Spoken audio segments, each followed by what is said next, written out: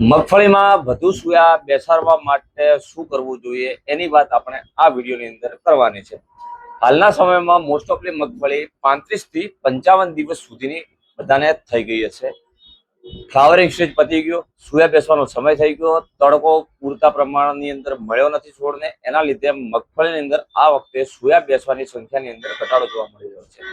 તો એ ઘટાડાને ભરપાઈ કરવા માટે પેક્લાબુટ્રાઝોલ 40% અને પેક્લોબુટ્રાઝોલ 23% આ બે દવાનો તમે ઉપયોગ કરી શકો છો। હવે આની અંદરથી બંનેમાંથી સારું કયું? મારા મતે પેક્લોબુટ્રાઝોલ 40% નો તમે 5 ml પ્રતિ પંપ એટલે 15 લીટર પાણીની અંદર 5 ml લઈ તમે છંટકાવ કરશો, જેના લીધે છોડનો વેજીટેટિવ ગ્રોથ એટલે કે ઉપરનો વિકાસ અટકશે અને જમીન અંદર સોયાની અંદર ભરપૂર પ્રમાણમાં વધારો જોવા મળશે।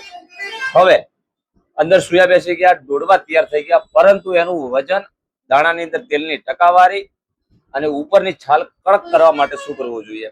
એના માટે કરીને એફએમસી કંપનીનું લેજન્ડ પોટાશ, આનો 48 થી 50 ગ્રામ પ્રતિ એકરે એટલે કે 4 થી 5 ગ્રામ પ્રતિ પંપ પ્રમાણે તમે આનો 55 થી 60 દિવસે છંટકાવ કરજો, જેથી મગફળીના ડોડવાની સાઈઝ, શાઇનિંગ, દાણાની અંદર તેલની ટકાવારી અને દાણાની અંદર વજનની ભરપૂર પ્રમાણની અંદર તમને જોવા મળશે।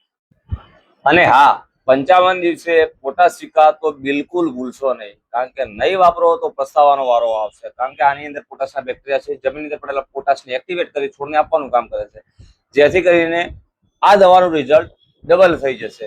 તો એકવાર તમે આનો ઉપયોગ અવશ્ય કરજો। તમને વિડીયો ગમ્યો હોય બીજા ખેડૂત મિત્રો સુધી શેર કરજો। આવા જ વિડીયો અને માહિતી માટે તમે અમારી સાથે જોડાયેલા રહેજો। જય જવાન, જય કિસાન।